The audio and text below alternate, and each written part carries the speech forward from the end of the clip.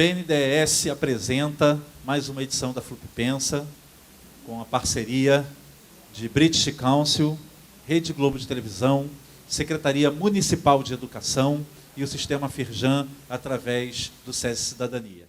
Eu percebi textos armados assim, com uma intenção assim, evidente. Eu li um texto, inclusive, que eu até não pontuei com a nota máxima, porque ele fugiu um pouco da proposta, né? Tinha uma tarefa e ele não cumpria a tarefa exatamente, mas era um texto tão bem acabado, era um texto tão bem urdido nesse sentido, que eu fiquei muito empolgado de ler o texto, que era o texto da história de uma pessoa que estava numa van lendo o livro dos Budas Ditosos, do João Ubaldo.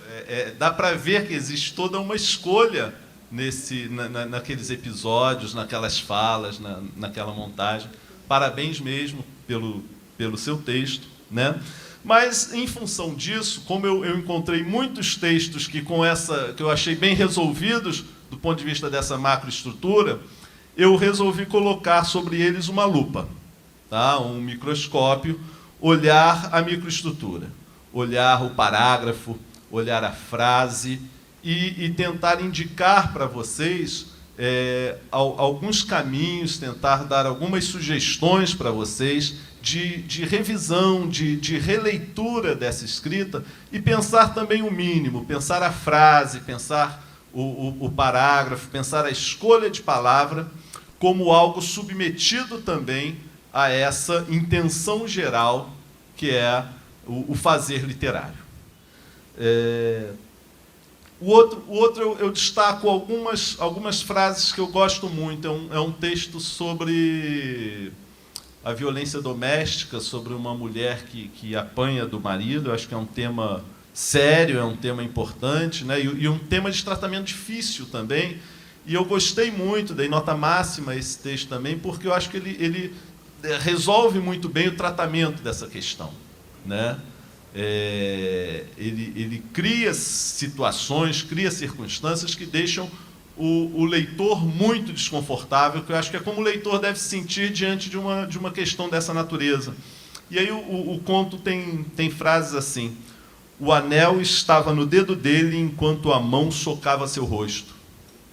Coisa seca, direta, bruta mesmo, né? Que precisa dessa linguagem seca, direta, bruta, para fazer o efeito, para surtir no leitor uma reflexão sobre essa condição, sobre essa personagem, sobre essa situação. Uma outra frase que eu destaquei como muito boa no texto, né, é assim, ó: quando volta, disposta a tentar retomar a relação conforme o pastor aconselhara, é recebida com chutes e socos nas costas e na cabeça. Ele a violenta 2, 3 vezes, enfia objetos nela, diz que dessa vez é para aprender e nunca mais fazer isso. Termina mijando sobre ela e ri, depois se deita na cama e dorme. É de uma crueldade, é de uma violência, que a violência não está no ato em si, porque isso não é um ato, isso é uma escrita, mas surte esse efeito porque é narrado sem nenhum excesso. É simplesmente o que acontece, o que o marido faz, que é dito. E o leitor se vê bastante incomodado com isso. E eu acrescentaria, então, nesse momento, um dado que eu julgo importante, Alexandre, seria um passo além, é começar a pensar que essa construção ela tem de ter uma finalidade. Quer dizer, ela não é uma construção, a gente pensa, né, e gostaria que a literatura e que a arte fosse uma coisa muito gratuita. Mas arte e literatura não é tão gratuito. Sobretudo se a gente tem uma visão mais ampla do papel dela na sociedade, junto a grupos e junto a indivíduos. E aí eu me lembrei de uma poética clássica que estabelecia 3 princípios para a arte. Era uma poética da Idade Média, mas que é extremamente elogiada, possivelmente por um dos maiores pensadores da literatura contemporânea, que é o norte-americano Ezra Pound. Edgar Pound, ele tem um livro que se chama ABC da Leitura, e neste ABC da Literatura ele lembra os 3 princípios, e esses 3 princípios são muito simples e seria bom que todos nós tivéssemos isso na cabeça. Os 3 princípios, o primeiro princípio é o seguinte, que a literatura, ou arte, quando eu falo literatura, obviamente estou falando de arte também, ela tem que comover. Quer dizer, a literatura ela tem que brincar com os sentimentos do leitor. Se ela não brincar com os sentimentos do leitor, essa literatura está falhando, ou essa arte está falhando em alguma coisa. Por sentimentos, é claro, tanto aqueles inconfessáveis, quanto os confessáveis. Quer dizer, essa é uma das graças, né? É um princípio, né, que diz que nada do que é humano me é estranho. Quer dizer, não tenhamos nenhum preconceito em relação aos sentimentos que nós vamos trabalhar num conto, num poema ou num romance. Essa ausência, né, essa ausência absoluta de preconceito é que nos vai dizer que nós somos humanos porque nós não temos vergonha de nenhum dos sentimentos que nós possamos ter. E o leitor também, ele não deve ter nenhuma vergonha dos sentimentos que ele possa ter ao ler um texto tão violento quanto aquele. É claro que a pessoa, na sua vida real, ela não age daquela maneira, mas bem no fundo a gente sabe que existe esse resquício de sadismo em toda a relação amorosa. E é isso que é interessante, é se brincar, né, se comover pelo brincar com o sentimento do outro. O segundo princípio seria o do deleite, que hoje, né, em virtude da indústria cultural, é o mais abusado. Quer dizer, querer agradar de todas as formas, não fornecer ao leitor ou ao espectador algo de novo, mas dar a ele aquilo que ele já tem. Isso é uma bobagem. Por exemplo, uma telenovela nos dá o que nós já temos. E o terceiro princípio, né, que Paulo chama atenção, baseado ainda nessa retórica, é que a literatura dociat, é um texto escrito em latim, dociat, que ensina. Não é? A literatura ensina, as artes ensinam alguma coisa. Por ensinar, obviamente, não se deve entender no sentido mais estreito de como se ensina o português, ou se ensina o francês, ou se ensina matemática, física e química. Por ensinar, eu acho que ele queria entender que ela aperfeiçoa o ser humano. Nós passamos por uma fase de aperfeiçoamento ao ler. Por quê? Porque a literatura ela se dirige aos sentimentos, não é? Ela comove, ela, ao mesmo tempo, se dirige à nossa sensibilidade. A gente se deleita, um filme é alegre, eu rio, um filme é triste, eu choro, mas, ao mesmo tempo, ela deve se dirigir à razão. Ela deve nos levar a pensar, a refletir. Esses seriam esses 3 princípios. Eu acho que os textos... Eu quero fazer uma distinção.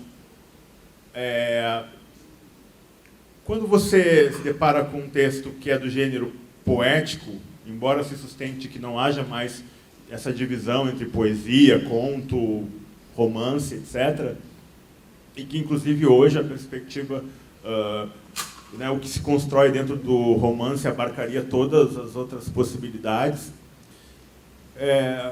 Enfim, na prática você reconhece num texto essa condição de gênero, né, de poesia.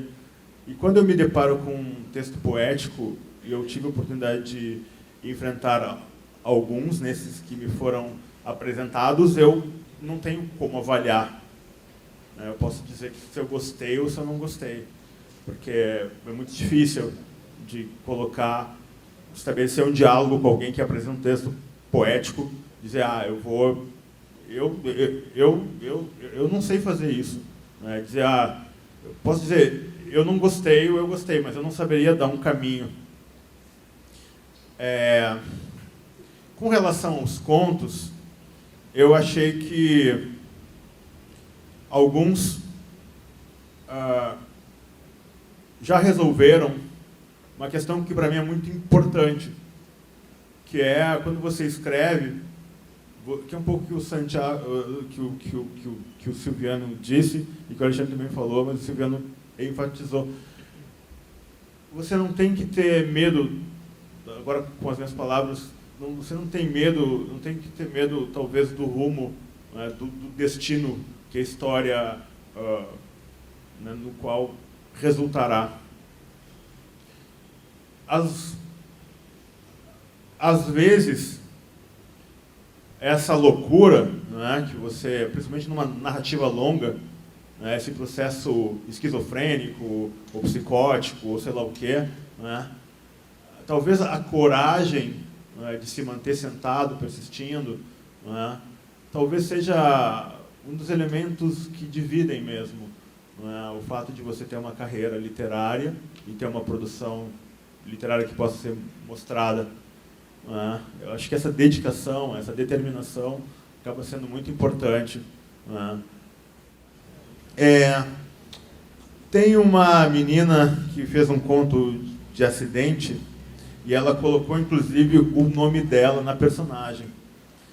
Eu achei uma história bem louquinha, porque ela dá uns saltos, assim, né? Ela não só trabalha com acidente, mas ela dá uns saltos, assim, você não entende o que está acontecendo, sabe? Muda, vai para outra dimensão, outro planeta até.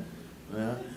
E ela tem uma conclusão que não tem muito a ver com o que ela contou antes, mas que é uma conclusão muito bacana. É um finalzinho, assim, muito interessante, mas por essas desconexões. Então, em que pese todo o registro que se possa fazer crítico, não é? Eu, como leitor, eu achei interessante, não é, chegar a um final em que se diz o seguinte: um grito ecoou, mas não era o dela. Dessa vez o desespero vinha de fora do carro. Sua mãe, ao perceber sua atitude, correu aflita para o carro. Ela não deveria, não era certo, mas fulana de tal se viu e estatelada ficou. Quer dizer, isso não tem nada a ver com o que ela estava dizendo antes, exatamente numa linearidade que talvez se esperasse, entendeu? Mas ela arriscou mostrar algo assim. Isso eu prezo muito. Essa singularidade, ela pode vir também do erro, sabe? De uma certa... Grandes transformações musicais foram feitas por uma incapacidade do sujeito reproduzir o ídolo dele, que ele queria copiar, mas ele não conseguia copiar. Né? E tinha uma série de falhas, e essas falhas colocam, então, num outro patamar. Eu acho isso interessante. O que eu coloquei aqui, porque são críticas rapidinhas, né? Eu disse ótima atenção narrativa, um final surpreendente, um olhar fantástico. Desculpe minhas... quase simplório, né? Mas um olhar fantástico que mistura a realidade a partir do receio que encobre a vaidade humana e sua imaturidade, também o sentimento da falta de rumo. Algumas conexões entre as cenas narrativas poderiam ser melhor estabelecidas.